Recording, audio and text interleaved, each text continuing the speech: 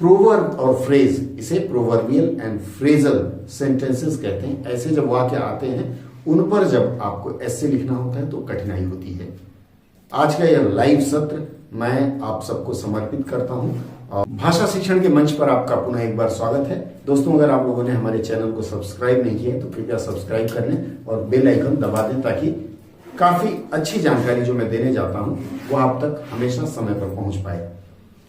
आज की चर्चा विशेष रूप से उन लोगों के लिए है जो लोग जीएसटी परीक्षा पेपर 2 ऐसे लिखने जा रहे हैं। जब आपके प्रश्न पत्र में ऐसे कुछ इस तरह का आता है कि आर्थिक स्थिति, भारत की आर्थिक स्थिति, इकोनॉमिकल कंडीशन या फिर ऐसे, तो उनका तो आप बड़े आराम से लिख लेते हैं क्योंकि आपके पास आंकड़े खूब होते हैं, चाहे कोविड पे हो चाहे भ्रष्टाचार पे हो। लेकिन एक जो दूसरा सबसे कठिन काम होता है वह है प्रोवर्ब और फ्रेज, इसे प्रोवर्बियल एंड फ्रेजल सेंटेंसेस कहते हैं। ऐसे जब वाक्य आते हैं उन पर जब आपको ऐसे लिखना होता है तो कठिनाई होती है। आज का यह लाइव सत्र मैं आप सबको समर्पित करता हूं और इसमें मैं आपको बताऊंगा कि फ्रेजल या जो भी है उस तरह के जो भी चलिए मैं शुरू करता हूं। देखिए, मैंने एक टॉपिक दिया आप लोगों को। टॉपिक जो है हट के है। सुन पा रहे हैं मुझे? कोई ऐसा है जो ना सुन पा रहा हो? जी सर। ऑनलाइन थोड़ा बीच में बोलिएगा। मेरी थोड़ी बुरी आदत है, नानी कहानी सुनता था ना, तो इसलिए नानी मेरी हाँ हाँ सुनना चाहती थी, तो मैं भी हाँ हाँ आप लोगों से सुनना चाहता हूँ। ठीक है, आज मैं कुछ ऐसे टिप्स दूंगा। कल मैंने बताया था, ध्यान से सुनिएगा। कल मैंने आप लोगों को बताया था कि मैं आज जो एस्से का टिप देने जा रहा हूँ वो टिप इन फ्यूचर कभी शायद मैं भी ना दे पाऊँ। ठीक है, मार्केट से कहाँ से मिलेगा ये पता नहीं। गुड मॉर्निंग, आप लोग ध्यान से सुनिएगा मेरी बात। देखिए, एस्से जो आपको एग्जाम में आता है वो 3 तरह का आता है। गाना सुन रही हैं, किसी से बात कर रही हैं, फोन बंद कर दीजिए, हटा दीजिए। ठीक है, तो जो एस्से आता है, ध्यान दीजिएगा, जो एस्से आता है उस एस्से में 3 तरह की कैटेगरी मेनली हम देखते हैं। पहला होता है सोशल इश्यू, दूसरा होता है इकोनॉमिक या फिर इन्वायरमेंटल इशू, तीसरा होता है वो भ्रष्टाचार वगैरह, ऐसी ज्यादातर स्टूडेंट रोजगार और इससे जुड़ा होता है। 3 इस तरह का आता है। एक चौथा भी आता है। चौथे वाला जो आता है उसे इडियम एंड फ्रेजेस कहते हैं, या फिर आप अंग्रेजी में कहें तो idiomatic, IDIOMETIC, idiomatic and phrasal essays आते हैं। हाँ या ना? टैक्स रिलेटेड भी तो आता है। क्या रिलेटेड? सर टेक्नोलॉजी रिलेटेड भी तो आता है ना, जैसे पिछले 2-3 साल से वो मैंने सब सोशल इश्यूज में, इन सब पे मैं आपको बता चुका हूँ। आज मैं जो आपको बताने जा रहा हूँ इडियोमेटिक एंड फ्रेजल एसे, जैसे इस तरह का मैंने दिया है, ये एक तरह से इडियम या फ्रेज से रिलेटेड है। इस तरह के आपको बहुत सारे फ्रेजल मिल जाएंगे। मैं जरा एक पुस्तक की सहायता लेता हूँ और मैं आपको बताता हूँ फ्रेजल किस तरह का आता है। 1 मिनट देख लेता हूँ फ्रेजल किस तरह का है। उसके बाद इसको लिखने का एक अलग ही तरीका होता है, आज उस पर मैं चर्चा करूंगा। देखिए, जैसे है all that glitters is not gold, ये कॉमन टॉपिक आ गया जी। अच्छा ठीक है, all that glitters is not gold अमूमन आता है, कई एग्जाम में मैंने देखा है। जैसे आप में से बहुत लोग DDA क्वालिफाई किए हैं, उन लोगों से मैंने कहा है कि आप लोग इस तरह के इडियोमेटिक एंड फ्रेजल जो हैं उन पर आप लोग मंथन करिएगा। जैसे knowledge without character is dangerous, लिख लीजिए। जो मैं बता रहा हूं कुछ एक लिख लीजिए।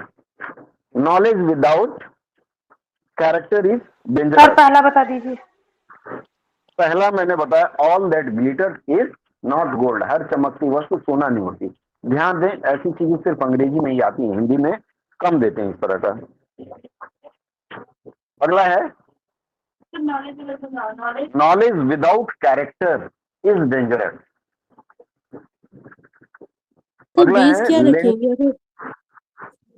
जैसे knowledge without character. Sir sir हाँ बोलिए। सर पूछ रहे थे कि DDA में भी 500 वर्ड्स में लिखना होता है। हाँ जी हाँ, और मान लीजिए कम कर देगा तो वो उसकी गलती है, अधिक कर देगा तो हमारी परेशानी है। ठीक है, अमूमन हर जगह 500 शब्द आता है। आप क्या बोल रही थी? दूसरी मंजू जी कुछ बोल रही थी। नहीं सर, मैं ये बोल रही थी कि सर इसका थीम क्या रहेगा? अगर जैसे हमने बोला कि all that glitter is not gold, इसका क्या थीम रहेगा? मैं बताऊंगा, अभी आ रहा हूँ उस पर। पहले मैं आपको टॉपिक लिखा देता हूँ, कुछ अच्छे टॉपिक जो संभावित हो सकते हैं। जैसे एक और है lending hand, lending LENDING, lending hand to someone is better than, lending hand to someone is better than giving a dole, DOLE, डोल मतलब भिक्षा होता है, ठीक है, मतलब किसी की सहायता करना भिक्षा देने सर से ये ज्यादा अच्छा प्लीज है। रिपीट कीजिए सर। DOLE, डोला रे डोला सुना है गाना आप लोगों ने, तो डोला से डोले हो गया, मन डोले तन डोले। चलिए वेरी गुड, आगे बढ़ते हैं। एक आखिरी आज का, बाकी मैं ऐसे टॉपिक से बीच में दे दूंगा, बाद में बताते हैं। सर ये प्लीज रिपीट कीजिए सर, लैंडिंग हैंड वाला मैंने प्लीज। कहा लेंडिंग हैंड टू समवन, मतलब किसी के सहायता के लिए हाथ बढ़ाना क्या है, is better than giving a dole, DOLE, भीख देना। मुझे लगता है डोल भीख देना है, हो सकता है मैं गलत हूं, आप लोग करेक्ट कर लीजिएगा इसको डिक्शनरी देख करके। अगला है quick but steady wins the race, ये अक्सर हम लोग सुनते हैं और इसके लिए हम कछुए की कहानी सुनते हैं। Quick but steady, STEADY, quick but steady wins the road, wins the race. नहीं समझ आ रहा सर, वर्ड्स क्लियर नहीं है। समझा देता हूँ। क्विक मालूम है QUIC के, देखिए ये मिटा दूं मैं, जी सर। क्विक बट स्टेडी, देखिए क्विक मतलब जल्दी, QUICK, but steady STEADY wins the race. Clear है, अब देख पा रहे हैं आप लोग? हाँ सर। Wins race. तो मेरा ठीक एक है। क्वेश्चन है जी बोलिए। सर, ऐसे टाइप इस तरीके के जो निबंध आएंगे इसमें तो हम सिर्फ थ्योरेटिकल लिख सकते हैं ना, कुछ डेटा वगैरह तो फीड नहीं कर सकते। मैं बता रहा हूँ, उससे आ रहा हूँ, पहले मुझे बता लेने दीजिए टॉपिक क्या हो सकता है, नहीं भूल जाऊंगा। अगला है we live in deeds not in year. We, कल आप लोग इसको लिख के हमें भेजेंगे, live in deeds, DEEDS, not in year, not in year, ये और ये दोनों आप लोग कल लिख के भेजेंगे। 200 शब्द भी होने से चलेगा। लिखिए आप लोगों ने। सर इसका एक बार मतलब बता दो, लास्ट वाले अब का। बताएंगे, अरे दादा पहले बात तो सुन लीजिए, फिर तब बताऊंगा। मैं आज बताने के लिए विशेष सत्र रखा हूं मैं, ठीक है। We live in deeds not in year, मतलब क्या है कि हम वैसे शाब्दिक अर्थ देखें तो we live in deed, deed क्या होता है, कर्मों में जीते हैं, उम्र में नहीं। जैसे मान लीजिए स्वामी विवेकानंद 36 साल की उम्र में चले गए, कितना साल हो गया उनके गए हुए, देश छोड़े हुए, मोर देन शायद 80 ईयर्स हो गया होगा, 80 साल से अधिक हो गया होगा, लेकिन आज भी उनको लोग याद रखते हैं, मतलब वो जीवित हैं, ठीक है। ऐसे बहुत लोग हैं जिन्होंने अच्छे कर्म किए हैं, उनको हम याद रखते हैं। इसका मतलब है कि आप अपने कर्मों से याद रखे जाते हैं, हिंदी में अगर देखें तो, ठीक है, उम्र से नहीं। अब एक जो लोग क्रिश्चियन होंगे वो जानते होंगे कि एक लड़की थी 12 या 15 साल की, मुझे नाम नहीं याद आ रहा है, उसको संत की उपाधि, क्रिश्चियनिटी में सेंट जो बोलते हैं ना, जैसे हमारी वो थी मदर टेरेसा, उनको भी संत बनने में, संतत्व को प्राप्त करने में 5-6 साल लग गया था मृत्यु के बाद, वो तमाम प्रक्रिया है उनकी। लेकिन उस लड़की को, 12 साल की उम्र की लड़की को संत की उपाधि दी गई है, मतलब वो आज भी जी रही है क्रिश्चियनिटी के इतिहास में। तो आपके जो अच्छे कर्म है वही आपको लोगों की यादों में रखते हैं, इसका हिंदी ये मान के चल सकते हैं, क्योंकि इडियम एंड फ्रेजेस का यथारूप। हाँ बोलिए। सर मैं एक बात पूछना चाह रही थी कि अगर हम लोग इस तरह की कोई ऐसे लिखते हैं तो इसमें हमने मतलब फॉर एग्जांपल कि हमें एक राइट विंग अप्रोच रखनी पड़ेगी या एक बैलेंस्ड अप्रोच, या मैं आता मतलब हूँ किस तरह की? पहले मुझे सुन लें, उसके बाद आपके सारे प्रश्नों का समाधान करूंगा। मैं जो बताना चाहता हूं आपके ही प्रश्न का समाधान लेकर आया हूं, ठीक है। बहुत लोग दिल्ली से आ रहे होंगे, ठीक है। छठ पूजा बिहार में और उत्तर प्रदेश में खूब होता है, और इसके लिए एक अच्छा सा गाना गाया है शारदा सिन्हा ने, ले ले यहाँ हो पिया सेनुरा बंगाल से, छठ पूजा में, ठीक है। तो आपके लिए मैं वही बता रहा था। देखिए ये लीजिए, शारदा सिन्हा जी ने सेनुरा बंगाल के गाया, ये नारियल कह रही हैं, चलिए देखिए, इस तरह से जब भी आए, सुनिए ध्यान दें दर्शक, कृपया ध्यान दें, 1 सेकंड का था वो बीच में ब्रेक आता है ना, ठीक है, कैडबरीज ब्रेक। देखिए इस तरह के जब भी एक्सप्रेशन आए तो हमारे हाथ पैर फूलने लगते हैं, क्योंकि ऐसे एक्सप्रेशन पे ऐसे लिखना बहुत कठिन काम है, वो भी 500 शब्दों का। मान लीजिए भ्रष्टाचार पे आ गया, आप तमाम लिख लेंगे, अखबार पे आ गया, आप तमाम लिख लेंगे, लेकिन अगर इस तरह का आ गया तो कष्ट है। तो आपको देखिए जो सारी बातें मैं बता रहा हूँ वो आपको बता रहा हूँ exam point of view, research point of view नहीं बता रहा हूँ। परीक्षा में लिखना है तो सबसे पहले आप लोगों को पता है कितने पैसेजेस रहते हैं, कितने में से कितना लिखना होता है परीक्षा में? 4 में से 1 लिखना रहता है, ठीक है। 4 में मान लीजिए आ गया एक बीहर टेक्नोलॉजी, ड्रोन टेक्नोलॉजी पे आ गया, मान लीजिए आ सकता है, ठीक है। ड्रोन टेक्नोलॉजी हमारे समझ में नहीं आया। फॉरेन इकोनॉमिक इश्यूज आ गया कुछ जो हमारे समझ में नहीं आया। जो प्रश्न बनाता है ना वो सबके लेवल को समझता है, जैसे 50 नंबर पाने वाले के लेवल को भी वो समझता है, वो चाहता है कुछ लिखे, और जो आउट ऑफ 200 लाना चाहता है उसके भी लेवल को समझता है। इस तरह के रहेंगे तो जब कुछ भी नहीं मिले तो मरता क्या ना करता, ऐसे पैसेज लेंगे। सबसे पहला काम आपको करना है, डायरी में लिखना चाहे तो लिख सकते हैं, कि जब ऐसा पैसेज आता है तो आपको उसको 5 बार 6 बार उसका अर्थ समझने में देना चाहिए। लिख लीजिए, अच्छी तरह से लाइन पढ़ें और उसका अर्थ निकालने का प्रयास करें।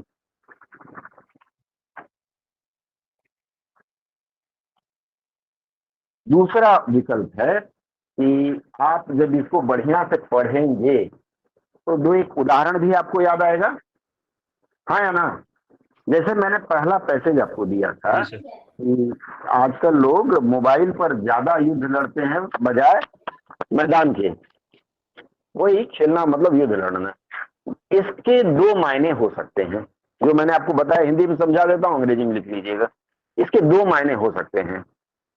मैं 2 एग्जाम्पल दे रहा हूँ। जी विशाल जी गुड मॉर्निंग। 2 मायने ऐसे हो सकते हैं कि आपने देखा होगा कि जब भारत का MiG-21 पाकिस्तान में घुस के बम मारा, उस समय बहुत लोगों ने बहुत तरह की प्रक्रिया दी। टेलीविजन पे तो बाढ़ आ जाती है, या फिर आप कोई बहस सुन लीजिए तो जो आदमी वहां बैठा होता है, बूढ़ा जनरल, ऐसा लगता है कि यही पॉलिसी निर्धारित करता है और अब ये यहां से उठेगा और सीधे पाकिस्तान में जाके फट जाएगा। होता है ना? इसी को कहते हैं कि people are playing more on phone. लेकिन एक्चुअल में अगर आ जाए, सही में वॉर हो जाए, भगवान ना करे ऐसा हो, जैसे उस समय शुरू हुआ था, हमें लग रहा था वॉर हो जाएगा, तो उस समय जो भी ऐसे मोबाइल वाले हैं, कागजी वीर इनको कहते हैं, वो फट से कश्मीर बॉर्डर से भाग के कन्याकुमारी बॉर्डर पकड़ लिए होंगे। क्यों? क्योंकि बोलना बहुत आसान है, मरना बहुत कठिन है। जी जी सर। पहला एग्जांपल मैं दूंगा। बीच में जब सॉरी बोल रहे हैं, हाँ बोलिए।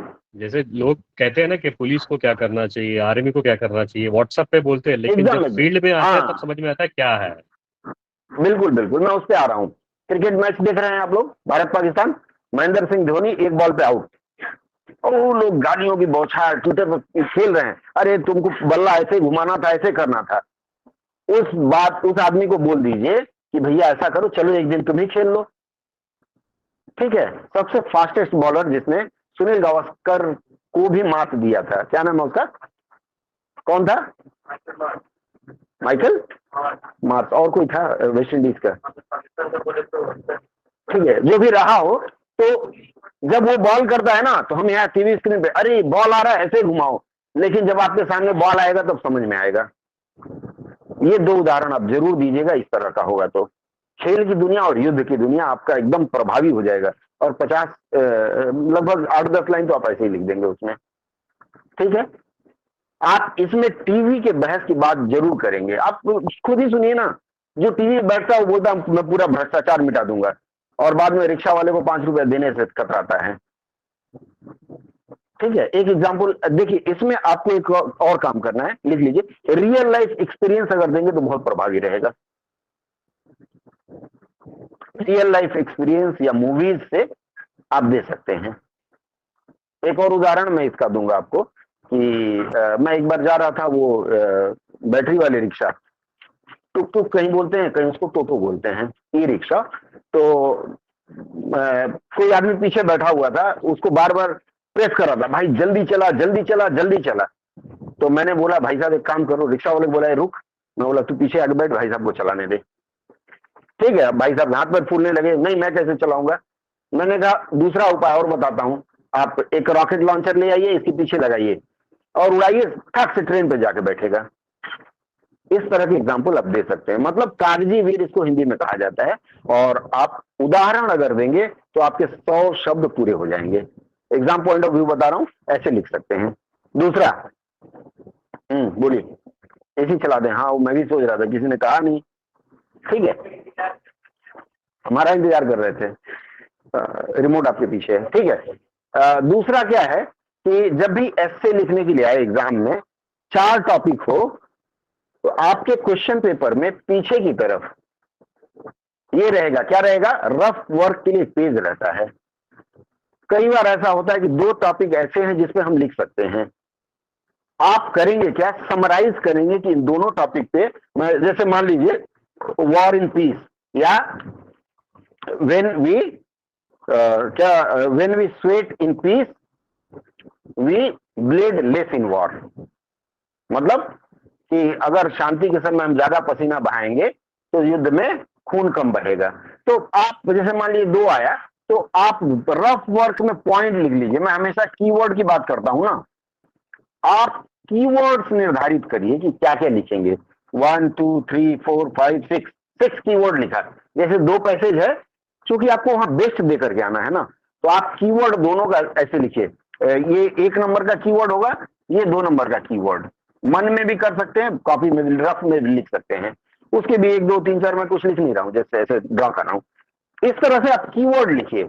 आप देखेंगे कि जिस टॉपिक के ऊपर आप कीवर्ड अधिक लिख पाते हैं उस टॉपिक में आप अच्छा लिख पाएंगे। ठीक है, कीवर्ड लिखने का एक और लाभ आपको मिलेगा कि पॉइंट मिस नहीं करेगा। जैसे मान लीजिए मैंने देखा 4 टॉपिक में, मान लीजिए मैंने दिया, ठीक है, तो 4 टॉपिक में से मुझे एक टॉपिक पे लिखना है, तो पहले ही जो टॉपिक मेरे समझ में आएगा, विशाल जी ने कहा एक बार फिर से समझा दीजिए। देखिए विशाल जी, जैसे मान लीजिए 4 टॉपिक आया आपके पास, आपको लगता है 2 टॉपिक पे आप लिख लेंगे, लेकिन 2 में से किस में बेस्ट लिखेंगे वो हमको चुनना है, क्योंकि बेस्ट नंबर उसी से मिलेगा ना। तो उसके लिए हमारा पहला कर्तव्य है कि रफ पेज पीछे रहता है, रफ, ठीक है, हर एग्जाम में रहता है, नहीं तो आपको रफ वर्क के लिए मिलता है। रफ में जाइए, 1 नंबर 2 नंबर जो आपको लिखना है सेलेक्ट करिए और कीवर्ड उसके लिख लीजिए कि हम इस विषय पे लिखेंगे। आप देखेंगे एक पे आप ज्यादा कीवर्ड लिख पाए, दूसरे पे कम, या फिर दिमाग में यहां कैलकुलेट करिए और जिस पे आप ज्यादा पॉइंट लिख पाएंगे उससे लिखने की शुरुआत करें। क्लियर है? ये विनिंग फॉर्मूला है जो आपको जिताएगा। कहाँ ध्यान है सर? हाँ बोलिए सर जैसे बोलिए। ये वाला आपका टॉपिक है कि we live in a deeds not in a years, तो हम लोग हाँ मतलब अगर हम लोगों ने कोई मूवी देखी है उससे रिलेटेड तो कोई डायलॉग डाल सकते हैं इसका? बिल्कुल बिल्कुल। जैसे मैं तो अक्सर सुल्तान फिल्म का डायलॉग बोलता ही हूँ कि सुल्तान ने एक घूंसा मारा, बोलना चाहिए, लिख सकते हैं, क्योंकि एविडेंस है ना। विशाल जी को हंसी आ रही है, ठीक है, नहीं, जैसे एक हाँ एग्जांपल है कि हाँ जैसे we live in a deeds not in a years, तो एक राजेश हाँ, खन्ना का एक बहुत फेमस डायलॉग है कि जिंदगी बड़ी होनी चाहिए, लंबी नहीं। यस, अमिताभ बच्चन के साथ वो फिल्म है, हाँ अमिताभ बच्चन के साथ उनको कैंसर रोग हुआ होता है। आनंद, ये उनका वो नाम लिख सकते आनंद हैं, है। बाबू मोशाय, आनंद फिल्म, आनंद जी, बाबू मोशाय, जिंदगी बड़ी होनी चाहिए, लंबी नहीं। बहुत सुंदर है, ऐसे कोट लिख सकते हैं। ठीक है, चलिए आगे बढ़ते हैं हम लोग। इसके बाद क्या करना है, आपको सबसे पहले जितनी भी अपनी अंग्रेजी की ज्ञान है उसको घर में छोड़ देना है। आप सेंटेंस हमेशा सिंपल लिखेंगे, लिख लीजिए, यूज सिंपल सेंटेंसेस। अंग्रेजी का ज्ञान इसलिए बोल रहे हैं कि हमारे पास बहुत अंग्रेजी का ज्ञान है, बहुत लच्छेदार शब्द का प्रयोग करते हैं, लेकिन कॉपी जांचने वाले तो हमारे ऐसे लोग होंगे, सरकारी बाबू, दे आर नॉट प्रोफेसर। हो सकता है शब्द भूल गए हों, बहुत पहले एमए बीएड पीएचडी करके आए हैं, लेकिन आज नहीं याद हो। लिटरेचर वाले नहीं है, बिल्कुल सही कह रहे हैं विशाल जी। क्लियर है? आगे बढ़ें। जब सिंपल सेंटेंस की बात आती है तो अवॉइड पैसिव वॉइस लिखिए, अवॉइड पैसिव वॉइस, क्योंकि पैसिव वॉइस में अर्थ का कहीं कहीं चल जाएगा, सारा का सारा पैसिव वॉइस में मार देंगे तो दिक्कत होगी। ठीक है, नेक्स्ट, जब आप लिखना शुरू करेंगे तो ओपनिंग और क्लोजिंग आपका इंटरेस्टिंग होना चाहिए, बीच में भले ही आप कहानी कुछ लिख दीजिए। लिखिए your opening and closing should be interesting, ये लिखे रहेंगे तो याद रहेगा। मुझे याद है मेरे एक मित्र हैं, उनको सिगरेट छोड़ना था, तो कल बात हो रही थी हमारी, बोले पहले 1.5 महीना तो मैं कॉपी में लिखा हूँ कि मैं सिगरेट छोड़ रहा हूँ, मैं सिगरेट छोड़ दिया, मैं सिगरेट छोड़ रहा हूँ, मैं सिगरेट छोड़ दिया, मतलब ऑटो सजेशन दिमाग को दिया और अब छोड़ दिया, कोई उनको तलब नहीं होती है। आपका जो सबकॉन्शियस माइंड है ना, उसमें ये चीज जब घुस जाएगा तो अपने आप सब अच्छे से होने लगेगा। ठीक है, तो ओपनिंग और क्लोजिंग आपको अच्छा रखना है। कारण क्या है, अगर वो इंटरेस्टिंग है तो बीच वाला बहुत कम लोग पढ़ते हैं। बेनिफिट ऑफ डाउट, मुझे किसी ने एक साझा किया था पेपर आरटीआई से, और उसमें उन्होंने दिखाया था कि उस बंदे ने कोई भी अच्छी बात नहीं लिखी है, लेकिन उसकी राइटिंग बड़ी अच्छी थी और उसने ओपनिंग और क्लोजिंग बहुत अच्छा लिखा था। शायद अंसारी जी हैं हमारे ग्रुप में भी, उन्होंने ही मुझे उसका साझा किया था कि सर ये ऐसा है। ठीक है, आगे बढ़ते हैं, नाम मुझे नहीं याद है, नाम मत पूछिए, व्यक्तिगत चीजें। आगे बढ़ते हैं। इंटरेस्टिंग क्या करें? इंटरेस्टिंग करने के लिए जो टॉपिक रिलेटेड है उससे करिए। जैसे मान लीजिए ड्रोन टेक्नोलॉजी पे आ गया, अभी दिमाग में बहुत चल रहा है और देश में भी बहुत चल रहा है, ड्रोन से दवाइयां आएंगी, ड्रोन से आपके पिज्जा उज्जा भी आ जाया करेगा। डोमिनोज ने पहला शायद टाई अप किया है। ठीक है, तो आप ड्रोन के ऊपर कुछ ऐसी बातें लिख दीजिए कि सामने वाले को लगे इसको बहुत पता है, और समापन भी ऐसे करिए। उसमें आप लिख सकते हैं कि हालांकि ये ट्रांसलेशन का पक्का आएगा इस बार, ट्रांसलेशन तो हर बार आता ही है, कोई डाउट है ट्रांसलेशन का, तो अंत में लिखिए कि तकनीकी अगर दोस्त है तो दुश्मन भी है। ये जो ड्रोन आज सहायक है, हो सकता है कल उसकी मति बोहरा जाए और वो लगे बम गिराने, धमाधम धमाधम। फिल्मों में देखते ही हम लोग, ये एक छोटा सा ड्रोन भेजा और दनादन। बॉर्डर पे अभी भी उसी से भेजा जाता है ड्रग्स एंड ऑल। हाँ, अभी रिसेंटली आर्मी ने भी एक ऑपरेशन किया था, ड्रोन लगा के किया था। चलिए हम आगे बढ़ते हैं।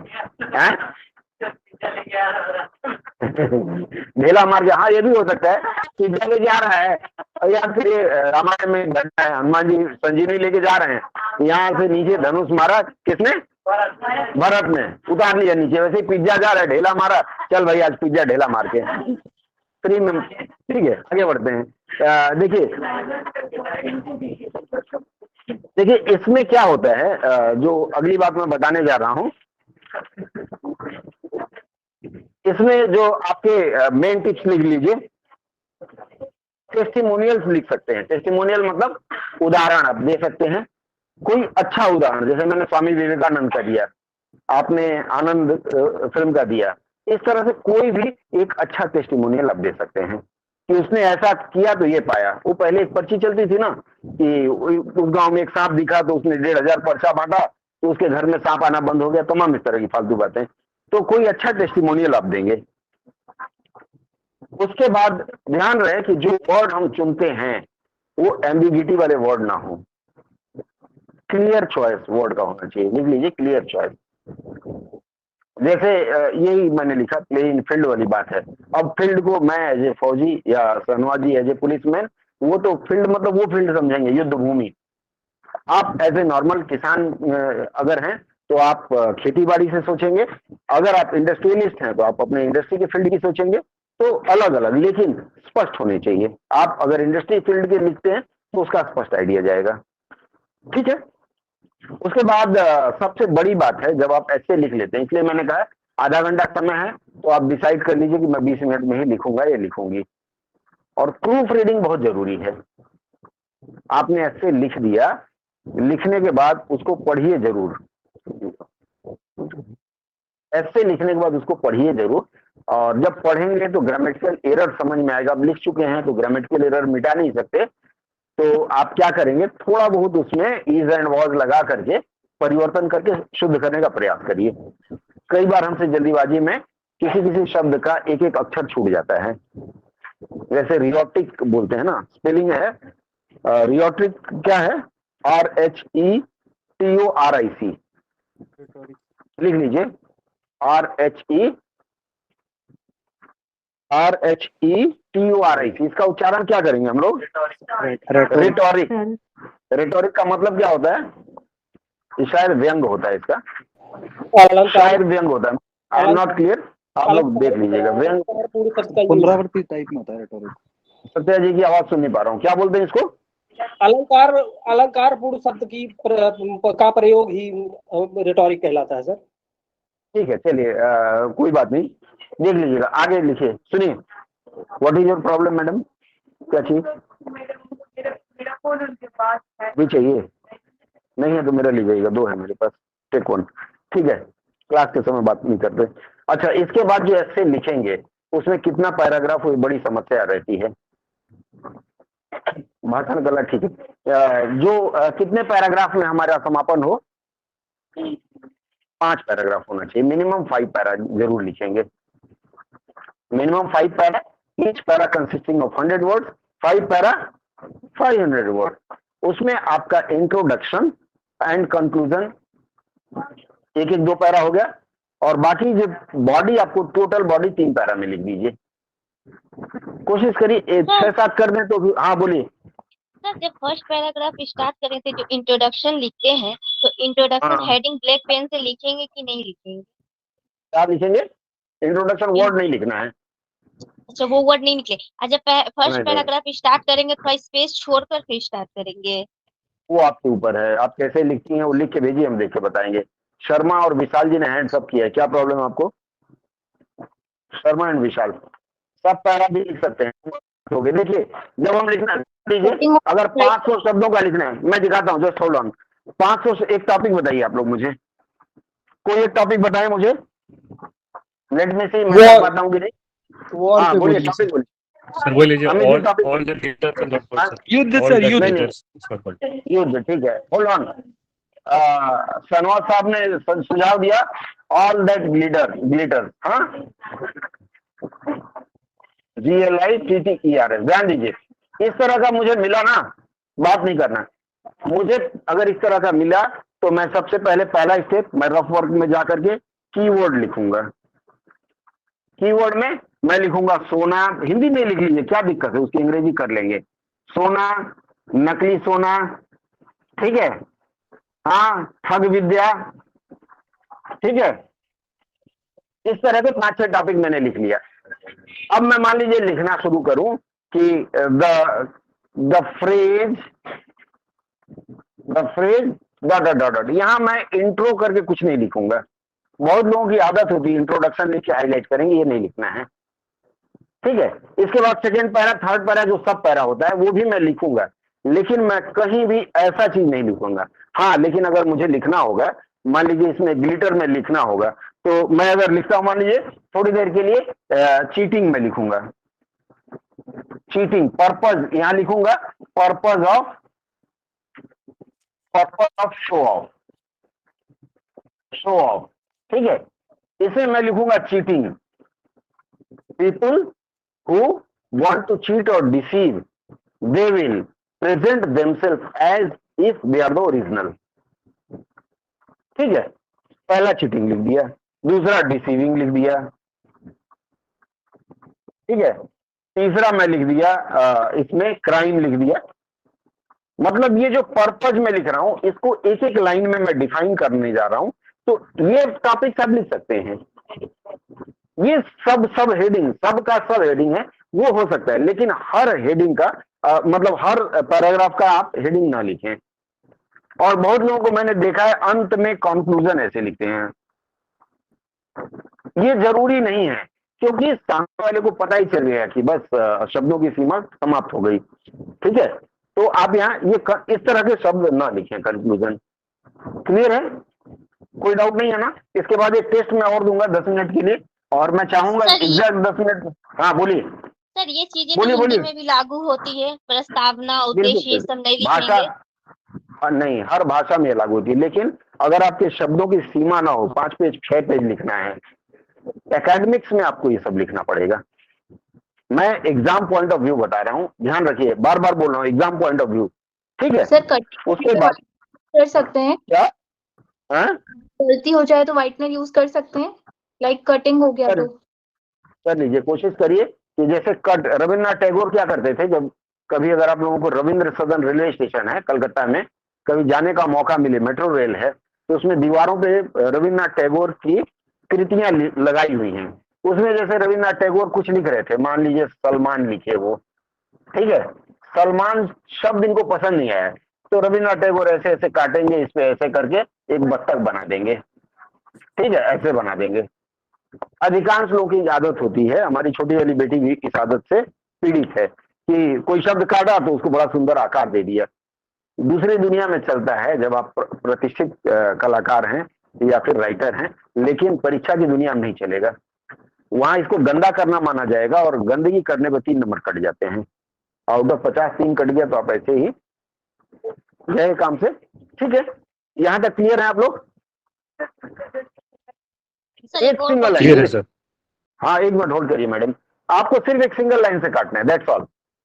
बार बार उसमें अपनी विद्वता नहीं दिखानी है। बोलिए क्या बोल रही है? तो सर 5 पैराग्राफ लिखना है, तो सेकंड पैराग्राफ जब चेंज करेंगे तब थोड़ा सा सामने स्पेस छोड़कर करेंगे कि थ्रूली कंटिन्यू करके? देखिए, पैराग्राफ के बारे में आपको बताता हूँ। मान लीजिए ये नोटबुक है, जी सर, ध्यान दीजिएगा, इधर ये नोटबुक है, पैराग्राफ मतलब हाशिया है, ये पूरा नोटबुक मैं मान लेता हूँ जो मिलता है हमें परीक्षा देने के लिए। ऐसे इसमें लाइनें होती हैं, 30-35 लाइनें होती हैं, ओके सर, ठीक है ना। मान लीजिए आपको करना क्या है कि इस साइड और इस साइड 2 उंगली, ठीक है, सबसे दुबली पतली भी जिसकी उंगली होगी 2 उंगलियां मिल रहा तो कम से कम 1.5 सेंटीमीटर हो ही जाएगा। यही तारीफ की बात है, जो बहुत मोटा होता है उसकी उंगलियां भी ज्यादा मोटी नहीं होती हैं, ठीक है। तो आप 2 उंगली इधर छोड़ेंगे, 2 उंगली इधर छोड़ेंगे, क्लियर है। वो कॉपी हम लोग फोल्ड कर लेते हैं, मैं शुरू से सीख के आया हूँ, फोल्ड कर लेते हैं। और उसके प्रैक्टिस का तरीका है, घर में A4 साइज पेपर बिना लाइन वाले, उसमें अभ्यास करिए। उसमें अगर आप सीधा लिख लेते हैं ना, तो इसमें भी सीधा लिख लेंगे, ठीक है। दूसरी बात, जैसे मान लीजिए फर्स्ट पैरा शुरू करना है, अब ये जो मैंने फोल्ड किया है इस पोर्शन में मुझे कुछ नहीं लिखना है। ये वाला फोल्ड जो दूसरी फोल्डिंग आ रही है, यहां से मैं गिनूंगा 1 2 3 4 स्पेस, कंप्यूटर पे हम करते हैं ना 4 स्पेस। 4 स्पेस मतलब उंगली की जो पहली लाइन है, देख रहे हैं ना, ये उंगली की जो पहली लाइन है लगभग 1 इंच इतना छोड़ूंगा और मैं यहां से लिखूंगा माई नेम इज राधा, जो भी है आपका नाम, ठीक है, माई नेम इज राधा, लिखा आपने। अब ये पैराग्राफ खत्म हो गया। दूसरा पैराग्राफ जब शुरू करेंगे, ये माई के नीचे नीचे, सब बाबूजी के नीचे, माई के नीचे, ठीक है। दूसरा पैराग्राफ फिर माई बाबूजी का नाम, माई बाबूजी का नाम, फिर तीसरा पैरा। ये पैरा की जो शुरुआत है वो उससे पता चल जाएगा कि आप कैसे लिख रहे हैं, क्लियर है? Thank you sir. ठीक है, देखिए अभी मेरे पास मैसेज आया, कांग्रेचुलेसन, आपको 65,000 रुपया दिया जा रहा है, इस लिंक पर क्लिक करें, ठीक है। करना चाहिए नहीं करना चाहिए? पता चला 65 रुपए भेजते हैं। धनतेरस की मिठाई है सर। साइबर में टारगेट मिला है सर। सर साइबर वाला टारगेट मिला है, भेजिए हमको, फॉरवर्ड कीजिए सर। हाँ भेजता हूँ, मेरे पास बहुत ऐसे मैसेज आए, भेजता हूँ आपको, ठीक है। एक मैसेज आया HDFC बैंक की तरफ से, your account has been blocked. मेरे पास भी है, हाँ मेरे पास भी है सर। ठीक है, चलिए विषय से भटके ना, चाहिए सर को दे दीजिए। ठीक है, ये क्लियर है ना? चलिए रेशमी जी बहुत सही बोली है, क्लियर है, यहाँ तक मैं क्लियर कर पाया भाई। प्लीज ऑनलाइन में मैसेज मत कीजिए, बार बार डिस्टर्ब हो रहा है। हाँ, मैसेज मत करिए, जिसको क्लियर ना हो, कुछ पूछना हो वो बात करें। यहाँ तक मैं अगर समझा पाया तो मुझे लगता है कि आपके परीक्षा में मैं 10 नंबर कंफर्म आपको दिलवा दिया। जो रूल मैंने बताया, आउट ऑफ 50 सही होना 10 बहुत आपको जरूरी है। मिलते आप मटेरियल क्या लिखते हैं वो बात नहीं करते। 10 नंबर अगर आपने ले लिया तो बचे कितने? 40। अब जो लिखेंगे आप उस पर 30 नंबर कंफर्म है, डंका बजा के, ठीक है।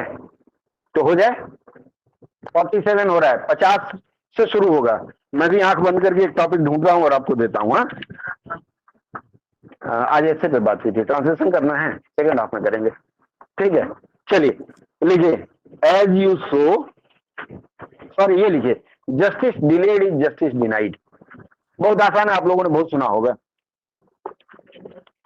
Justice delayed is justice delayed